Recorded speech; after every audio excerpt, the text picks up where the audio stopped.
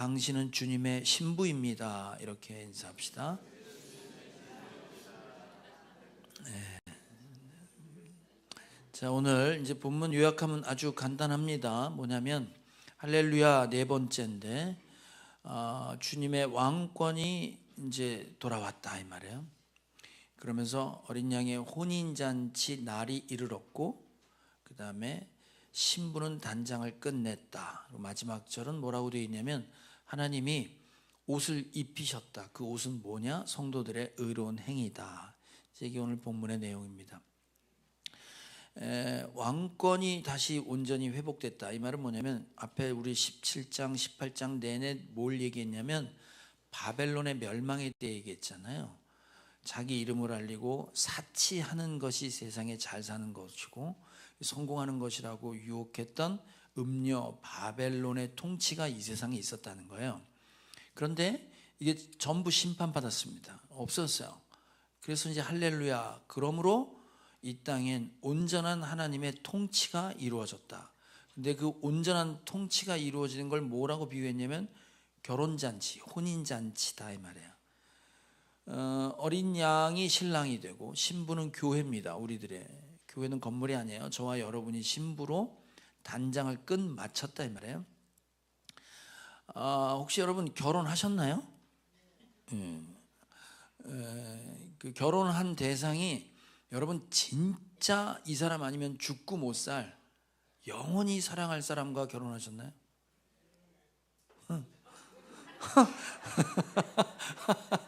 대개 결혼은 사랑하는 사람하고 하는 게 아니라 결혼할 나이대가 돼서 만나는 사람하고 결혼한대요.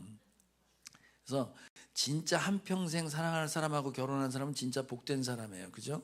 예를 들면 누구같이? 그렇지. 뭐 외모도 예를 들면 여러분이 생각하는 이상형, 뭐 차은우, 공유, 뭐 원빈 이렇게 생긴 남자랑 평생 사랑받고 사랑할 사람과 결혼식 날이 이르렀다. 그럼 여러분 마음이 설레겠어요? 안 설레겠어요? 설레죠. 설렌단 말이에요. 자, 이 결혼식에 지금 비유를 한 거예요.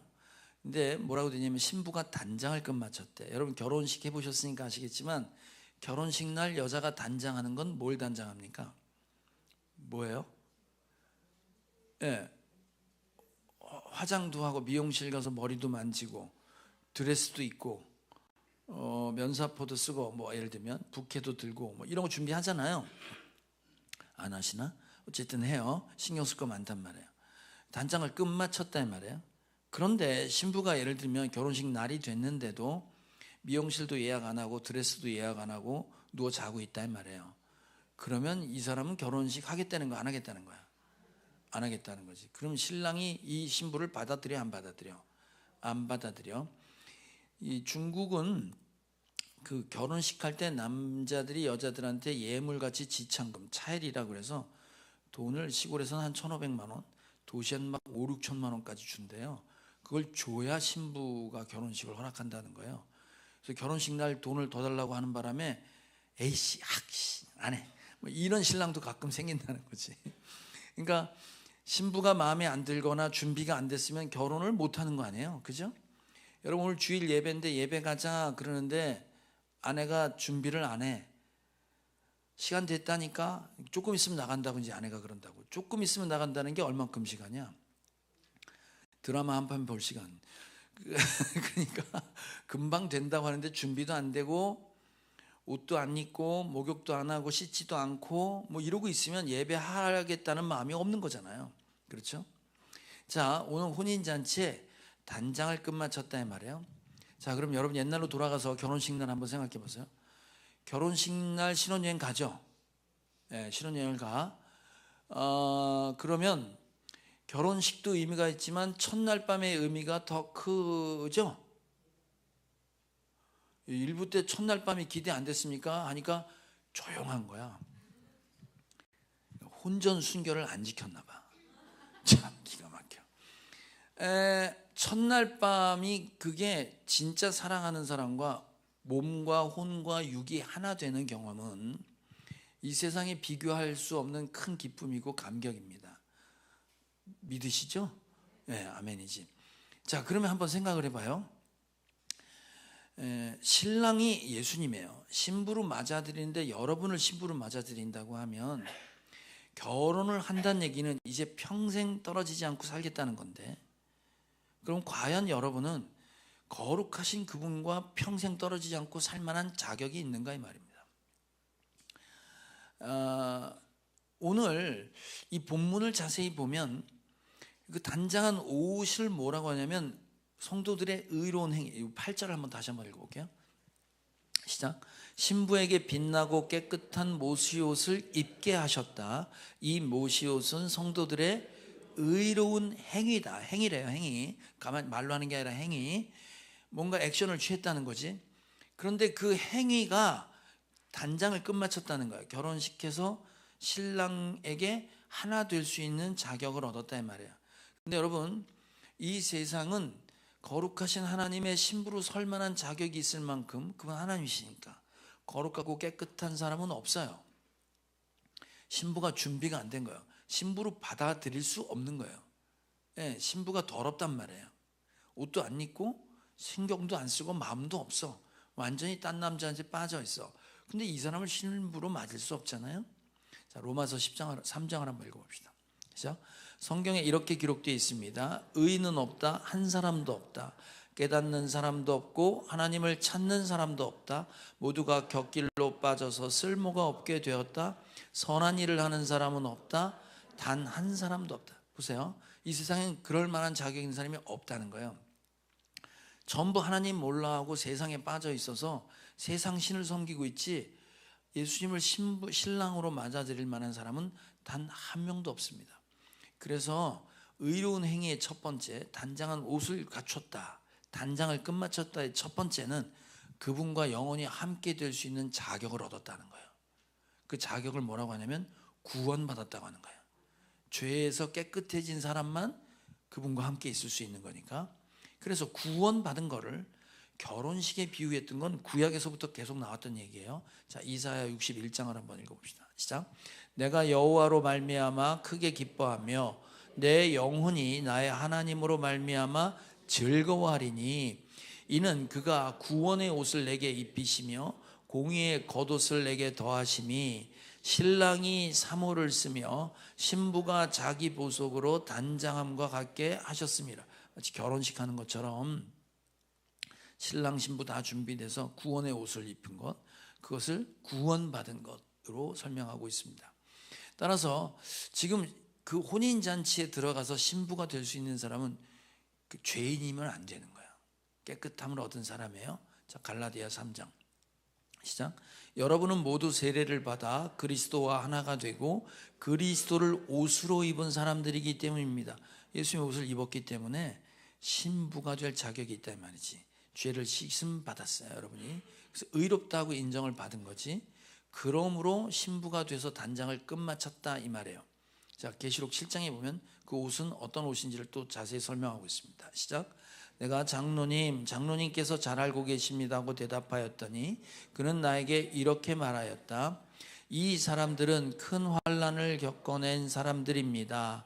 그들은 어린 양이 흘리신 피에 자기들의 두루마기를 빨아서 희게 하였습니다. 이 사람들 누구요? 14만 4천. 누구요? 그랬더니 예수님의 어린 양이 흘리신 피로 씻음받은, 죄 씻음받은 사람들이다 이 말이에요.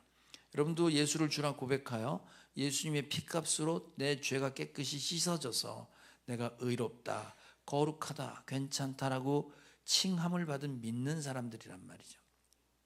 그래서 우리가 그 신랑 되신 예수님과 함께 있을 수 있고 그와 평화를 이룰 수 있는. 자, 로마서 5장 시작. 그러므로 우리는 믿음으로 의롭다 하심을 받았으므로 우리 주 예수 그리스도로 말미암아 하나님과 더불어 평화를 누리고 있습니다. 예, 그분과 함께 할 수 있는 자격을 얻은 거예요. 그래서 단장한 옷을 입었다, 의로운 행위다의 첫 번째는 바로 구원의 옷입니다. 이 중에는 여기 지금 예배당 안에는 아직 예수를 믿지 않아서 구원의 옷을 입지 않은 분도 계실 수 있어요. 그러나 세례를 받으신 분들은 전부 지금 구원받아서 단장을 끝마친 사람이다 이 말이지. 자, 그런데 문제는 뭐냐면 단순히 옷을 입은 걸로 끝난 게 아니라 성도들의 의로운 행위다 그랬어요. 그러니까 이 말을 그대로 해석을 하면 의로운 행위 자체가 없으면 옷을 못 갖춰 입은 거다, 이 말도 된단 말이에요. 그죠? 자, 그러면 여러분, 구원의 옷은 여러분이 찾아서 돈 주고 사서 입었어요? 예수님이 입혀줬어요? 은혜로 구원받은 거잖아. 우리 공로로 구원받은 거 아니잖아. 우리 노력으로 구원받은 것도 아니고 돈 주고 산 것도 아니에요. 그냥 느닷없이 주님이 찾아와서 내가 너를 이만큼 사랑해, 거기에 그냥 기절해가지고 우리가 다 예수 믿게 된 거잖아요. 그래서 예수 믿는 건 믿음으로 은혜로 구원받은 거예요. 내가 노력해서 내가 잡은 게 아니란 말이에요. 자, 문제는 뭐냐면 그걸로 끝난 게 아니라 의로운 행위가 있어야 된다 이 말이지. 우리 목장에서 섬기는 VIP 한 명이 있습니다.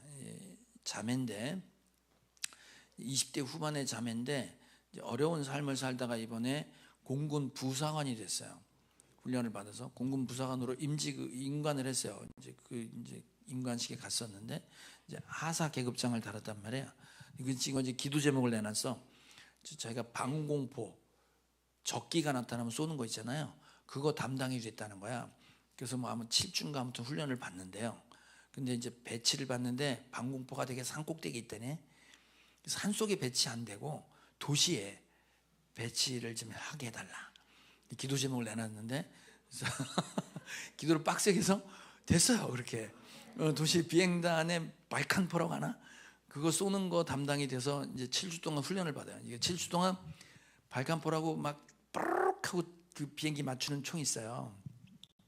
적기가 가까이 올 때지 멀리서 올 땐 미사일을 쏘는 거고 가까이 와서 이제 포를 쏜단 말이야. 그럼 이 친구가 7주 동안 열심히 훈련 받아서 그 이제 강원도 어디 도시의 비행단에 배치를 받으면 이 친구는 그 다음부터 적기가 나타나면 총을 쏠 수 있을까 없을까? 응? 쏠 수 있지. 보세요. 쏠 수 있어야지 군인이잖아요. 이게 하사인데 발칸포 훈련을 7주 동안 쏘는 방법을 훈련 받았으면 이제 군인으로 군복을 입은 걸로 끝난 게 아니라 군인다운 삶을 살거나 행위를 할 수 있지. 적기가 나타나는데 이걸 쏠 줄도 몰라, 어떻게 하는 줄도 몰라, 그냥 혼비백산에서 도망다니면 그건 군인이 아니잖아요. 맞지? 군복을 입었다고 군인이 아니란 말이야. 군복을 입었으면 군인다워져야 되고 군인다운 삶을 사는 게 자연스럽고 당연한 거잖아요. 오늘 의로운 행위다라는 두 번째는 뭐냐면 네가 예수님의 옷을 입었다면 그 예수님이 옷을 입고 할 수 있고 하실 만한 일들을 네가 할 수 있어야 된다 이 말이에요. 네 삶의 그리스도인, 내가 예수를 따라 사는 예수 따라쟁이에요 라고 말을 한 걸로 끝나는 게 아니라 그렇게 살아내고 있냐 이 말이지, 이 말이에요.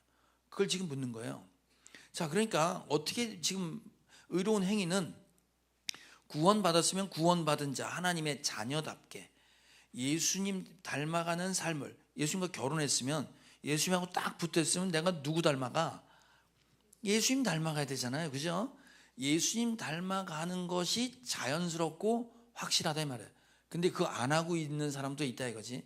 의로운 행위다의 두 번째는 뭐냐면 네가 지금 예수님 닮아가고 있는 삶을 사는 거냐 이 말이에요. 자, 우리 데살로니가 전서 한번 읽어봅시다. 시작. 하나님의 뜻은 이것이니 너희의 거룩함이라. 예수님 거룩하신 분이에요. 제가 이 얘기를 왜 드렸냐면 예수님 닮아간다는 걸 다른 말로 바꾸면 거룩해지는 것, 이걸 한자로 바꾸면 성화라고 그래요. 뭐라고 한다고? 성화, 거룩해지는 것. 거룩할 성자에 될 화자. 그래서 너의 거룩함이 하나님의 뜻이래. 그러니까 내가 예복을 입었으면, 신부의 옷을 입었으면 신랑의 신부로서의 삶을 살아내라 이 말이지. 자, 요한복음 6장 9절 시작. 우리는 주님이 하나님의 거룩하신 분이심을 믿고 또 알았습니다. 예수님이 하나님의 거룩하신 분이다라고 성경은 얘기하고 있습니다. 예수님이 거룩하신 분이에요. 그러니까 우리가 거룩해진다는 건 뭐 어떻게 되는 게 거룩해지는 거예요? 예수님 닮아가면 거룩해지는 거예요. 예수님 닮아가면. 그래서 예수님 닮아가는 모습으로 살아가는 삶은 이전에 살았던 바벨론에 빠져서 사치와 내 이름이 드러나는 걸 성공으로 살았던 사람과 다르게 예수님의 옷을 입었으면 예수님의 생각과 마음대로 살아가는 거예요. 자, 에베소 4장 시작. 하나님의 형상을 따라 참 의로움과 참 거룩함으로 지으심을 받은 새 사람을 입으십시오. 옷을 입었으면 새 사람 돼야지 당연하다 이 말이야. 군복을 입었으면 군인다워야 되는 거고, 네가 예수님의 옷을 입고 그리스도인이 되었으면 그리스도처럼 돼야 되는 게 당연하다 이 말이에요.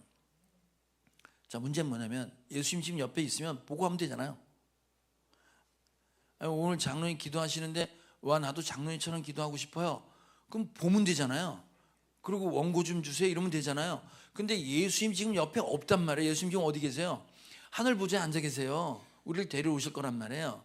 그러니까 지금 눈에 보이지 않는 예수님을 어떻게 따라가고 살 거냐 이 말이지. 자, 요한복음 17장 17절 시작.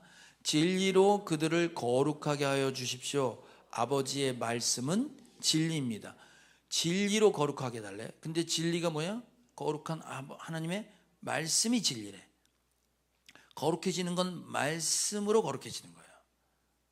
여러분, 태초에 말씀이 계시니라. 그 말씀은 하나님과 함께 계셨고 그 말씀은 하나님이시다. 그 말씀이 육신 가운데 거하시니 그가 예수님이다. 은혜와 진리가 충만했다. 말씀이신 예수님이 몸을 입고 이 땅에 오신 분이 우리가 만난 예수님이었어요. 그러니까 우리가 예수님 닮아간다는 건 다른 게 아니라 예수님이 하셨던 말씀, 성경에 있는 하나님의 말씀이 말씀 그 말씀이 예수님이란 말이에요. 그러니까 말씀을 옆에 두고 말씀대로 살면 예수님 닮아가는 거고, 그게 바로 거룩해지는 거다 이 말이에요. 우리가 거룩해지고 말씀을 따라가서 살아가는데 어려움이 좀 있습니다. 어떤 어려움이 있냐면 보세요. 우리는 내 능력과 내 생각으로 하나님을 알 수 있는 존재가 아니에요. 인간은. 예를 들면 벌레가 인간을 알 수 없어요. 스스로 알거나 이해할 수 없습니다. 벌레가 인간을 이해할 수 있는 방법은 뭐라고 했어요? 인간이 벌레에게 나타나야 돼요. 건드려야 돼요. 이게 인간이구나 이런 생각을 할 수 있단 말이에요. 하나님도 마찬가지예요. 우리에게 나타나서 이렇게 터치해 주신 그것들이 성경에 기록된 말씀인데, 그것들을 통해서 우리가 그 말씀을 따라가면 되는구나 라고 생각하면 되는데, 따라가기 어려운 게 있단 말이에요. 무슨 얘기냐면 이건 거지. 예를 들면 여기 지금 이게 조그만 송충이 한 마리가 있어요.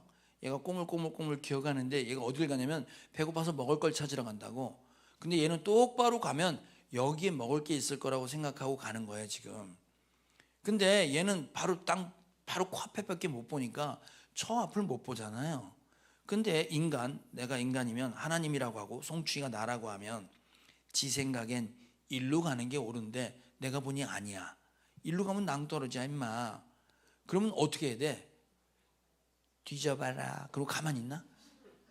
아니지. 내가 얘의 마음이 있으면 얘가 다른 길로 가도록 건들겠지. 만약 꼬물꼬물 가는데 내가 손바닥을 이렇게 대고 있어봐. 그럼 얘는 똑바로 가다가 뭐가 턱 막혔단 말이야. 근데 아무리 기어서 그걸 넘어가려도 못 넘어가는 거야. 할 수 없이 어떻게 방향을 틀는 수밖에 없지.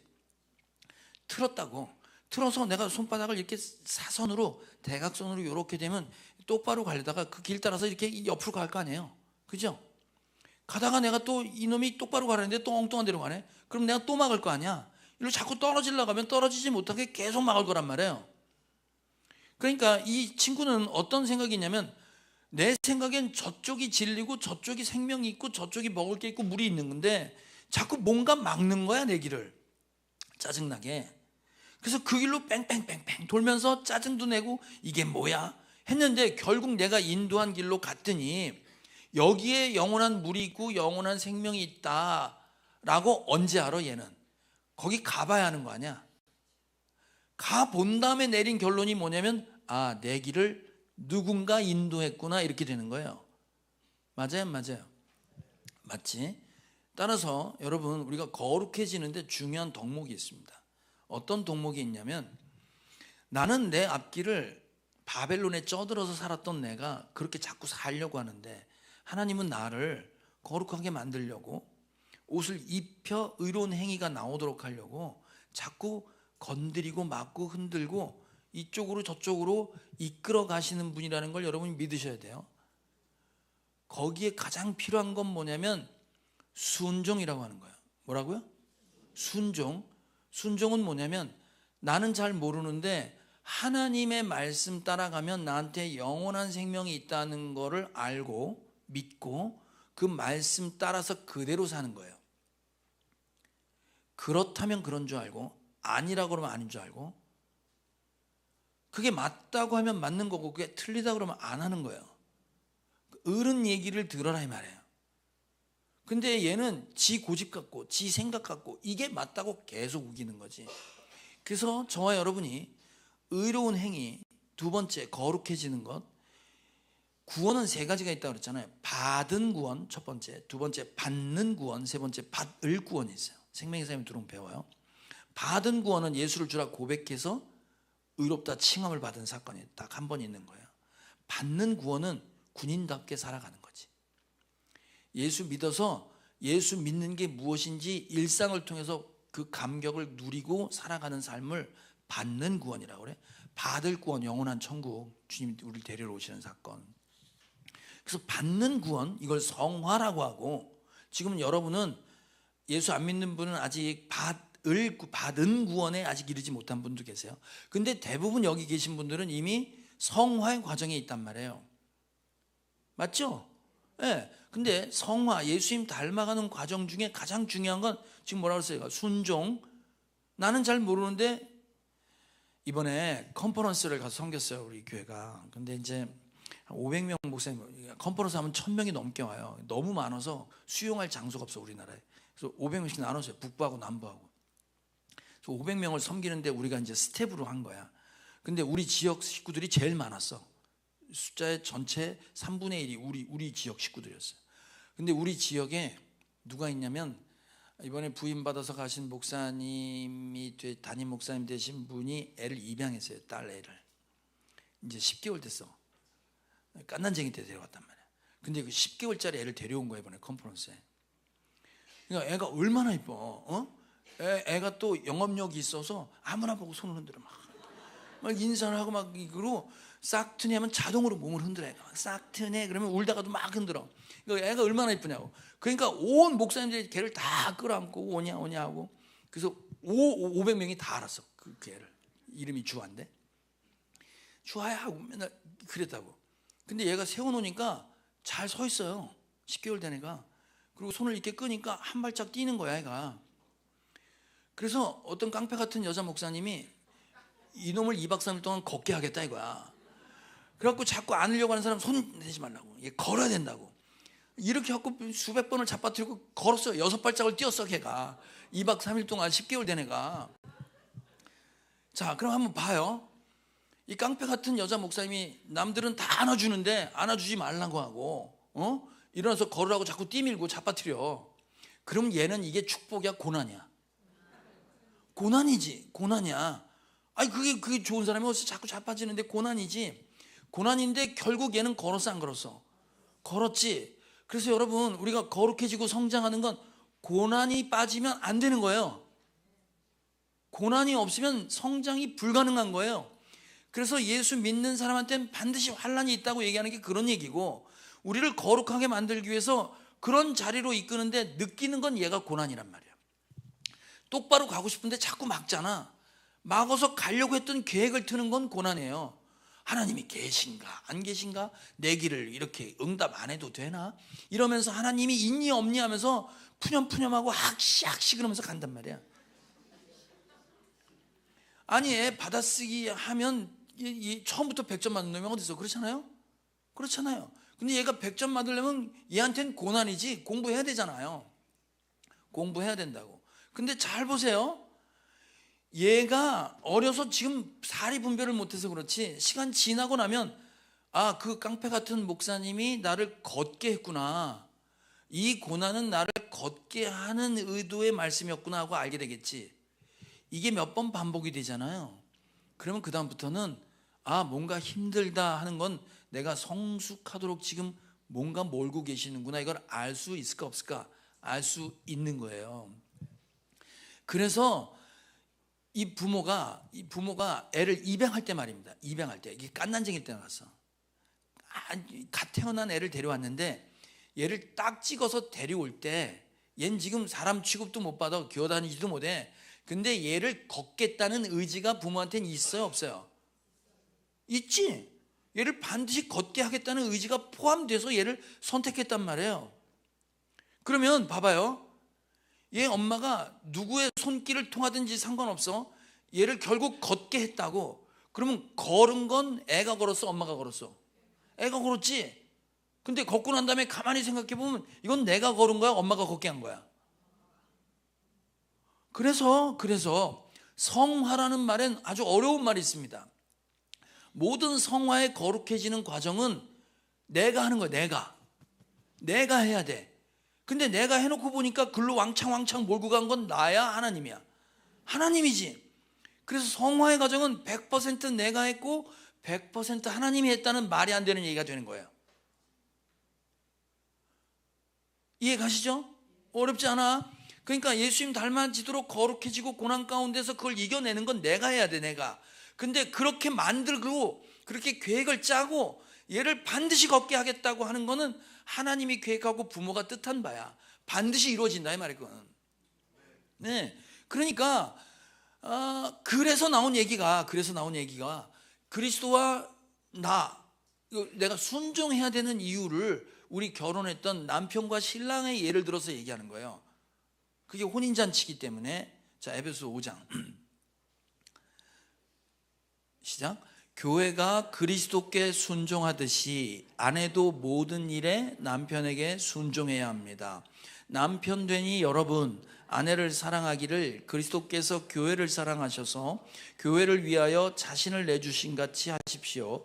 그리스도께서 그렇게 하신 것은 교회를 물로 씻고 말씀으로 깨끗하게 하여서 거룩하게 하시려는 것이며, 티나 주름이나 또 그와 같은 것들이 없이 아름다운 모습으로 교회를 자기 앞에 내세우시려는 것이며, 교회를 거룩하고 흠이 없게 하시려는 것입니다.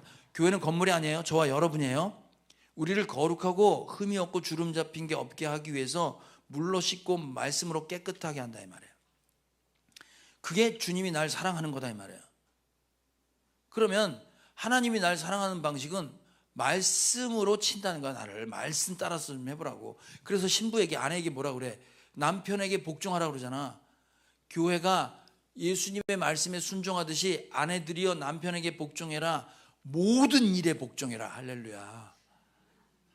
아무도 아멘을 안 하는구나. 아니, 남자들도 아멘을 안 하냐? 아멘 했다 집에 가서 혼나냐? 아니, 남편의 모든 일에 순종하라고 그러잖아. 아멘 하세요, 제발 좀. 아유, 봐요. 그러니까 주님이 나를 거룩하게 만들려고 하는 거에 순종해야지, 순종하지 않는다는 건 내가 거룩해지길 거부하는 거지. 드레스 안 입겠다는 거야. 그래서 거룩해지는 거에 두 가지 덕목인데, 하나는 순종입니다. 하라면 그러면 그런 줄 아는 거야. 아니면 아닌 줄 알고. 하라면 하고 하지 말라면 안 하는 거야. 이 순종의 자세야. 두 번째는 뭐냐면, 순종을 하는데 여러분이 왜 순종을 못 하냐면, 제일 어려운 게 뭐냐면 이게 안 끝날 것 같은 거야. 이게 만약에 그 주아가 걷잖아. 근데 2박 3일 만에 걸었단 말이에요. 근데 어떤 친구는 그게 2달 반 갈 수 있고, 누구는 1년 있다 걸을 수도 있죠. 그럼 생각해 보세요. 얘는 2박 3일에 걸었으니까 별거 아닌데 2년 동안 걸었는데도 못 걷는다고 쳐봐. 그럼 얘는 평생 못 걸을 수도 있다는 생각을 할 수 있을까 없을까? 있지. 여러분, 순종하는 대로 금방 됩니까, 안 됩니까? 안 되는 거예요. 안 되니까 나는 아닌가 봐. 이게 힘드네. 여러분, 인내라는, 참지 못하는 데는 이유가 있습니다.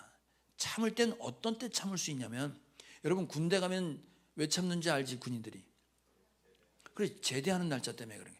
이게 언젠간 끝난다, 이 말이야. 거꾸로 매달려도 국방부 시간은 돌아간다, 이 말이야. 아시게가 반드시 제대하는 날이 올 거라는 것 때문에 오늘을 참을 수 있는 거예요. 내가 지금 받고 있는 고난이 언젠가 끝날 거라는 확신이 있으면 참을 수 있습니다. 근데 이게 없으면 참을 수가 없는 거예요. 이게 언제 끝날지 모르니까 어떻게 참아. 평생을 이렇게 살아야 되나 봐 하고 주저앉을 수 있단 말이에요. 그런데 생각을 해보세요. 하나님이 나한테 뭔가를 시켰을 땐 그 일을 통해서 반드시 이루신다, 못 이루신다? 반드시 이루어지신다, 이 말이에요. 이루게 하신다 말이지. 옷을 입히는 건 하나님이 입혀버렸어요. 내가 입은 게 아니라니까. 주님이 옷을 입히셨다고 그러잖아. 그것이 의로운 행동이래. 의로운 행동을 나오도록 하나님이 하신다는 거지. 그게 성화한 거고 우리가 거룩해지는 거예요. 그러니까 보세요. 반드시 이 고난은 언젠가 끝날 것이다. 걷다가 넘어지지만 언젠간 걷게 되고 언젠간 뛰게 될 것이다 이 말이지. 이 확신이 있어야 돼. 그런데 안 하잖아. 이걸 버텨. 이씨 안 해 나. 해보니까 안 되는 거야. 이씨 안 해. 이건 어떤 때 안 하는 거냐면 이런 거예요. 부모가 얘기하는 거에 대해서 시비 거는 거지. 그건 당신 생각이고 그건 당신의 생각하고 의도지. 내 의도는 그거하고 달라. 나는 이게 맞다고 봐. 그럼 순종 안 하는 거야. 그리고 조금만 어려면 안 하는 거야. 고 봐. 안 되잖아. 응? 괜히 한다고 그랬다가 난리 나잖아. 그러고 버티는 거야. 그러고 버티는 거야. 예?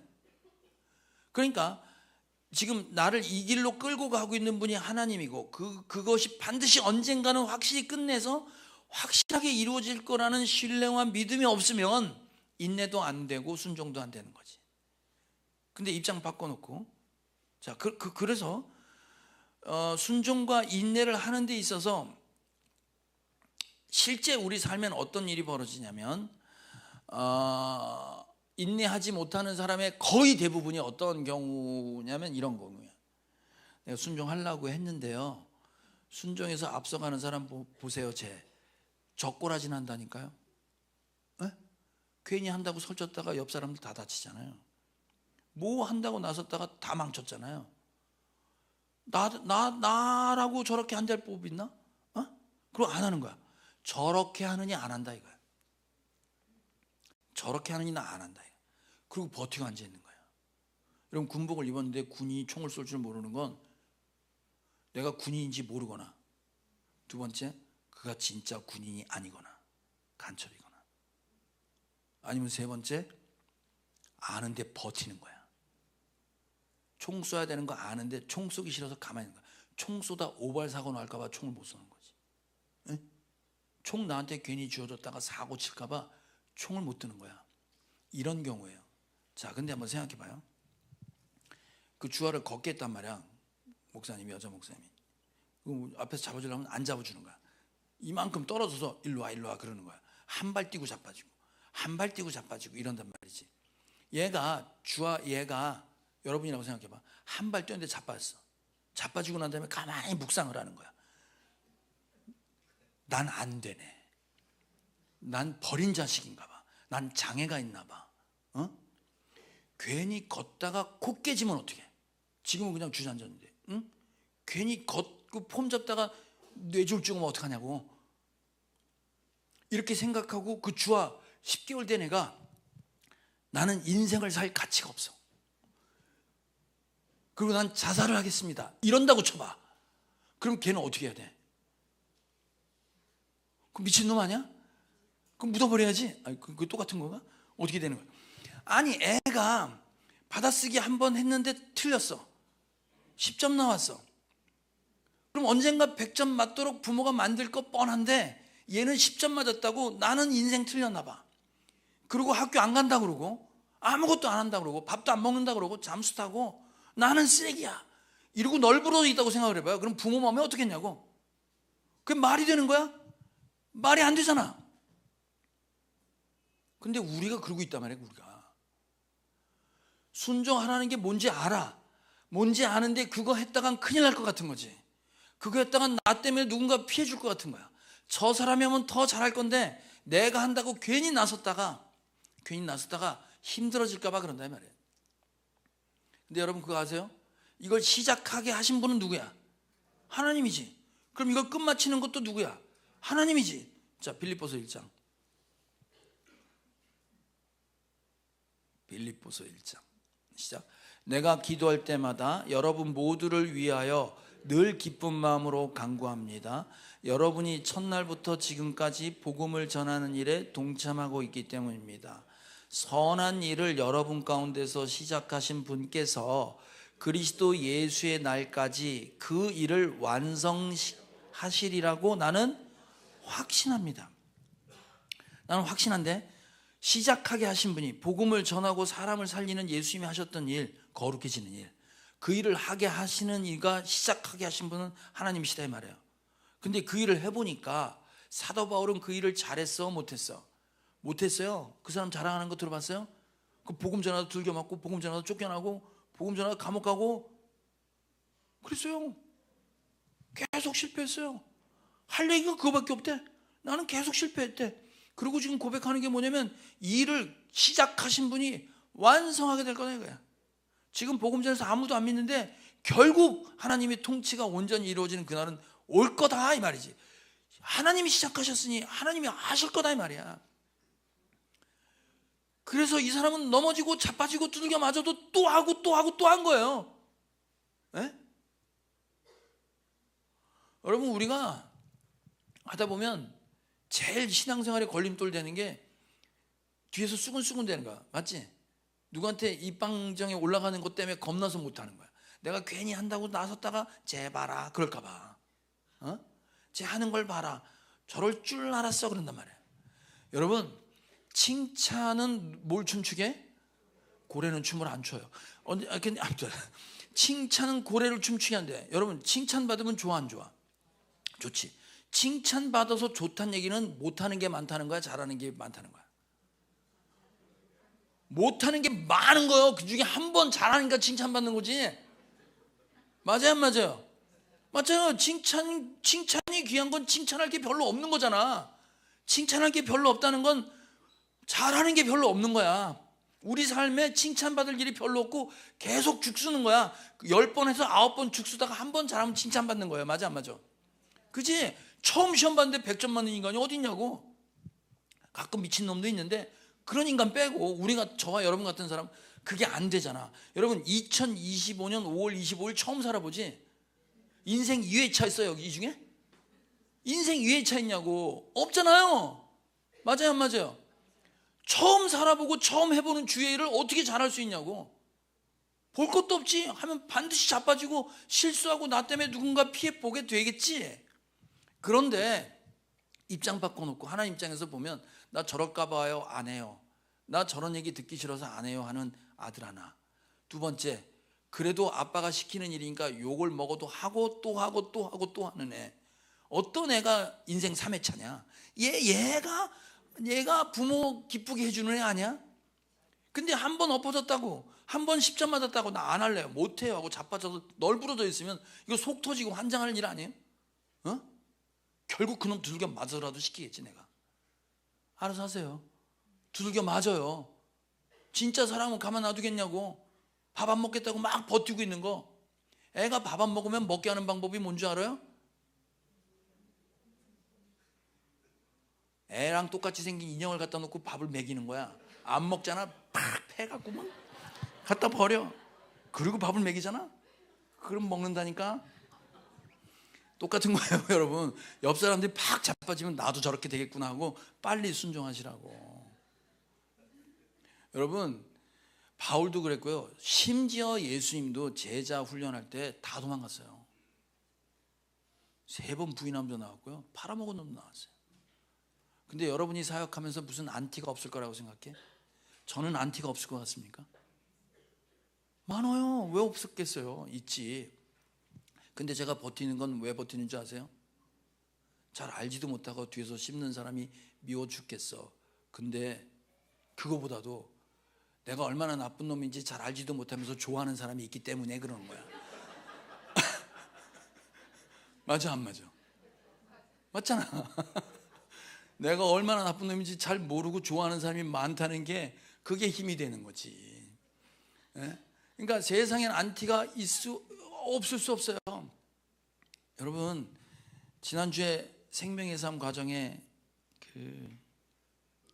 제자에 대한 얘기, 가정교회 얘기를 했어요. 그 강의를 듣던 한 형제가 자기가 목자하겠다고 헌신을 했어. 근데 그 친구는 교회 나온 지 이제 2년 반 됐어.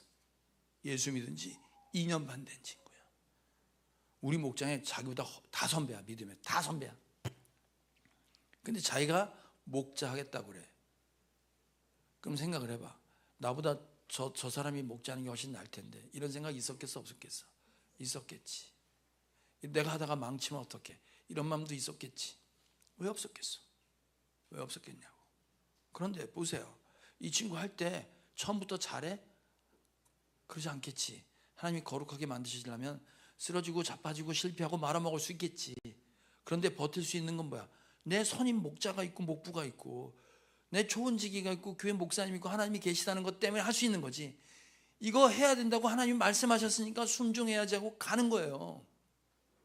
여러분 가정교회 세미나 한다고 그랬는데 여러분 거기 오는 사람 사연 한번 들어볼래? 그 애쓰는 목사님이 이 한 사람 좀 나의 동역자 되면 가정교회 할 수 있을 건데라는 간절함으로 보내는 거예요. 그럼 평신도 세미나 가라고 했을 때 2박 3일 시간 내는 게 쉽지 않잖아요. 근데 순종해 보는 거지. 순종해 보는 거예요. 세미나 한 번 왔다고 사람이 확 바뀌어? 그러진 않겠지. 그러나 하나님이 그렇게 하는 사람을 귀하게 여기시는 거예요. 여러분 뭐 처음부터 밥 잘했냐? 아니잖아요. 누군 처음부터 설교하나? 그럴 수 없다고요. 저도 엎어지고 깨지고 엎어지고 깨져서 여기까지 온 거잖아요. 똑같단 말이지. 우리가 순종하는 건, 거룩해지는 건, 의의 옷을 입고 의로운 행동이 나오는 건 주님께서 우리에게 순종해라, 인내해라. 그리고 그 말씀을 주신 그 예수님은 너를 생명으로 바꾼, 너를 확실하게 책임질, 끝까지 인도할 그분이라는 것을 신뢰하고 그거 버티고 가라 이 말이에요. 저와 여러분이 순종하여 결코 여러분이 어디 가든지 혼자 헤매거나 혼자 무너지지 않고 그 길을 가게 하신 분이 항상 지켜보시고 옆에 계신다는 믿음으로 믿음의 발걸음을 띄시길 주님의 이름으로 축원합니다.